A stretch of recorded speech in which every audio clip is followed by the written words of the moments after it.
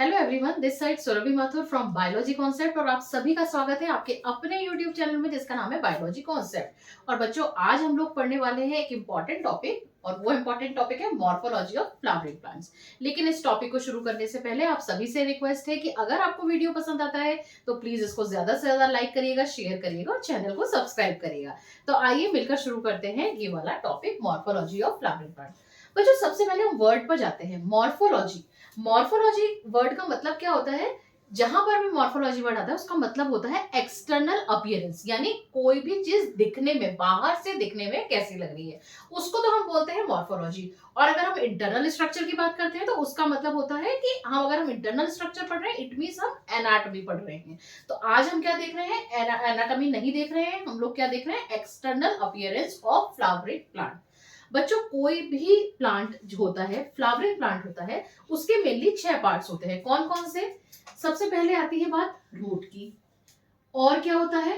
दूसरा होता है स्टेम, तीसरा होता है लीव्स, चौथा होता है फ्लावर, और पांचवा होता है फ्रूट, और छठा पार्ट होता है फ्रूट के अंदर मिलने वाले सीड्स, यानी root, stem, leaf, flower, fruit और सीड, ये मिलकर किसी भी फ्लावरिंग प्लांट को बनाते हैं। आज के हम इस लेक्चर में हम लोग लेंगे रूट। कि भाई रूट क्या होती है? अब आप कहोगे ये भी क्या बच्चों वाला क्वेश्चन हुआ, सबने देख रखी है भाई रूट। रूट बेटा हम लोग किसको कहते हैं? Underground part of the plant को। वो रूट जो क्या करती है? वाटर और मिनरल को एब्जॉर्ब करने का काम करती है। अब ये रूट आखिर बनती कैसे है भाई, ये तो समझे। देखो बच्चों, देखो, कोई भी जब सीड होता है ना, ये मैंने ड्रॉ किया एक सीड, ठीक है? ये है क्या है बेटा? सीड, ठीक। अब ये सीड जब जर्मिनेट करता है तो जर्मिनेशन पर इससे दो स्ट्रक्चर अराइज होते हैं। एक स्ट्रक्चर जो ग्रो करता है डाउनवर्ड और एक स्ट्रक्चर जो ग्रो करता है अपवर्ड। जो स्ट्रक्चर डाउनवर्ड ग्रो करता है उसको हम कहते हैं रेडिकल, और जो स्ट्रक्चर ऊपर की तरफ यानी अपवर्ड ग्रो करता है उसको हम कहते हैं प्ल्यूमूल। अब इस रेडिकल से क्या बनती है? इस रेडिकल से बनता है पूरा का पूरा रूट सिस्टम। और प्ल्यूमूल से क्या बनता है? प्ल्यूमूल से बनता है शूट सिस्टम। यहां पे हम लिख देते हैं प्ल्यूमूल से क्या बनता है? Shoot system. ठीक, ये बात समझ में आ गई। अब जो रेडिकल है उस रेडिकल से यहां पर मैं बनाती हूं आगे। उस रेडिकल से ये मैंने बनाया यहाँ पे ये सीड, और इससे निकला ये रेडिकल, ठीक है? इस रेडिकल से निकलेगी एक रूट जिसको हम क्या कह देंगे? Primary root. PRI डॉट लगा रही हूं, प्राइमरी रूट। इस प्राइमरी रूट से जो रूट निकलेगी उसको हम क्या कह देंगे? Secondary root. और इस सेकेंडरी रूट से जो रूट निकलेगी उसको हम क्या कह देंगे? Tertiary root. ठीक, यहां पर मैं एक बार डायग्राम और क्लियर बनाती हूं। देखिए, ये यहाँ पे मैं इरेज कर रही हूँ इसके पार्ट्स, फ्लावरिंग प्लांट के पार्ट्स। ये सीड है, इस सीड से क्या हुआ बेटा? इस सीड से जब जर्मिनेट हुआ तो डाउनवर्ड जो निकला वो स्ट्रक्चर, उसको हम क्या कह रहे हैं? रेडिकल। रेडिकल। जो अपवर्ड निकला उसको हम क्या कह रहे हैं? प्ल्यूमूल। अब इस रेडिकल से, यानी ये मैंने बनाया, ये रेडिकल बनाया, इस रेडिकल से जो रूट निकली, ये निकली सपोज, इसको मैं क्या कह रही हूँ? प्राइमरी। इस प्राइमरी रूट से जो निकलेगी उसको मैं क्या कह दूंगी? सेकेंडरी। और इस सेकेंडरी से जो निकलेगी उसको मैं क्या कह दूंगी? टर्शरी। और ये सब मिलकर के, कौन कौन मिलकर के? प्राइमरी, सेकेंडरी और टर्शरी मिलकर के एक सिस्टम बना लेंगे, रूट सिस्टम बना लेंगे, जिसको हम क्या नाम देते हैं? Tap root system. और ये सिस्टम हमें किस में देखने को मिलता है? ये सिस्टम हमें देखने को मिलता है डायकॉट प्लांट्स में। ठीक, अब हम बात करते हैं, कई बार क्या होता है कि जो प्राइमरी रूट होती है वो क्या होती है? शॉर्ट लिव्ड होती है, यानी कि ज्यादा टाइम तक ग्रो नहीं करती। तो फिर क्या होता है? तो फिर इस प्राइमरी रूट को, जैसे ये जो निकली ना, ये प्राइमरी रूट रेडिकल था, उस रेडिकल से ये जो निकली ना प्राइमरी रूट, ये प्राइमरी रूट शॉर्ट लिव्ड होती है। और क्या हो जाता है कि ये जो सीड जर्मिनेट करा, ये सीड, इससे निकला ये रेडिकल, और इस रेडिकल से निकली ये प्राइमरी रूट। ये प्राइमरी रूट है ना।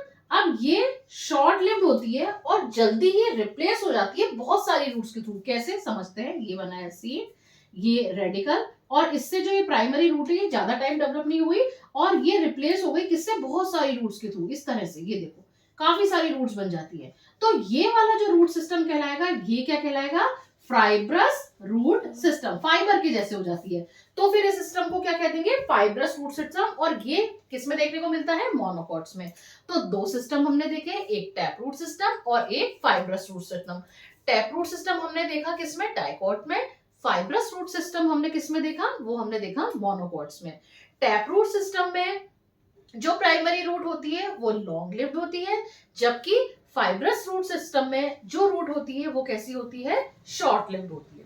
क्लियर हो गई बात। अब तीसरी एक और रूट आती है और उस रूट को हम कहते हैं एडवेंटिशियस रूट सिस्टम या एडवेंटिशियस रूट।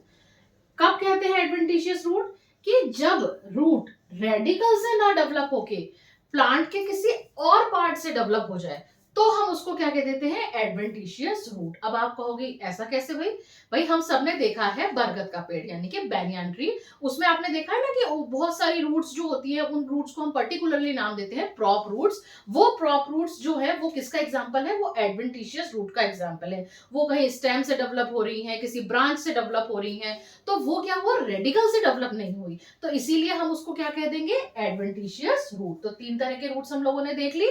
एनसीईआरटी का मॉर्फोलॉजी ऑफ फ्लावरिंग प्लांट जो है उसका फर्स्ट पेज और सेकंड पेज का आधा पोर्शन हमने कवर कर लिया। ठीक, समझ में आ गई, यहाँ तक कोई दिक्कत नहीं है। टैप रूट, फाइब्रस रूट और एडवेंटिशियस रूट, क्लियर। अब हम देखेंगे इसका इंटरनल स्ट्रक्चर कि किस तरीके का रूट का स्ट्रक्चर होता है। यहाँ पे जो आप बोर्ड पर डायग्राम देख रहे हैं, मैं इरेज कर दूं, उसके बाद आराम से इस डायग्राम को देखो और मैं इस डायग्राम को समझाती हूँ कि कैसे इसका इंटरनल स्ट्रक्चर होता है। बेटा जब आप रूट निकालते हैं तो इंटरनली सॉरी एक्सटर्नल स्ट्रक्चर देखते हैं। रूट में सबसे नीचे की तरफ या आप कह सकते हैं टिप पर आपको एक कैप लाइक स्ट्रक्चर दिखेगा, उस स्ट्रक्चर को हम क्या कहते हैं, रूट कैप। ये रूट कैप क्या करती है, ये रूट कैप प्रोटेक्ट करती है, किसे प्रोटेक्ट करती है, जो रूट का एपेक्स होता है उसे। क्यों प्रोटेक्ट करती है भाई, इसलिए प्रोटेक्ट करती है क्योंकि ये जो रूट का जो एपेक्स होता है उस पर एक जोन होता है जिसको हम कहते हैं रीजन ऑफ मेरिस्टेमेटिक एक्टिविटी। क्या मतलब हुआ भाई, बड़ा बड़ा भारी वर्ड आ गया, मेरिस्टेमेटिक।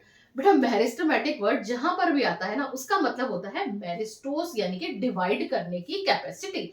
यानी ये जो रूट कैप है, ये रूट कैप उस रीजन को कवर करके रखता है जिसमें कि क्या है, डिवीजन करने की कैपेसिटी है, जो डिवाइड करेगी। और जब वो डिवाइड करेगी तो उससे क्या होगा, उससे क्या फायदा, उससे रूट की लेंथ बढ़ेगी, रूट बड़ी होगी। तो ये जो रूट कैप है वो किसको प्रोटेक्ट करके रखती है, ये प्रोटेक्ट करके रखती है रीजन ऑफ मेरिस्टेमेटिक एक्टिविटी को। ठीक है, समझ में आ गई बात। इस रीजन की सेल्स कैसे होंगी भाई, जब ये सेल्स डिवाइड कर रही हैं तो ये सेल्स की क्वालिटी होगी कि ये कैसी होंगी, स्मॉल होंगी। दूसरी बात क्या होगी, थिन वॉल्ड होंगी। अरे भाई अगर थिक वॉल बना दी, मोटी सी लेयर बना दी, तो उसको डिवाइड करने में दिक्कत आएगी, तो इसलिए लेयर कैसी होगी, जो सेल वॉल कैसी होगी, वो होगी थिन वॉल्ड।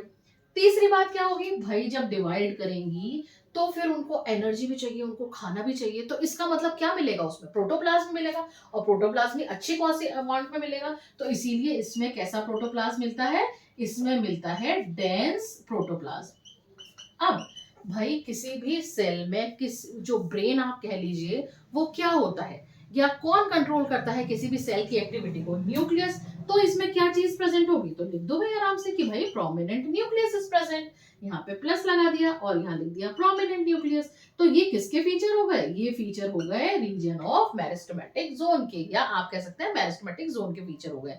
तो मैंने अब तक क्या क्या बोला, सबसे पहली बात कि रूट के एपेक्स पर एक कैप लाइक स्ट्रक्चर होगा जिसको हम क्या कहेंगे, रूट कैप। करेगा क्या, प्रोटेक्ट करेगा, किससे, एपेक्स को। किसके एपेक्स को, रूट के एपेक्स को। क्यों करे भाई प्रोटेक्ट, इसलिए करे क्योंकि यहाँ पर क्या प्रेजेंट है, रीजन ऑफ मेरिस्टेमेटिक एक्टिविटी।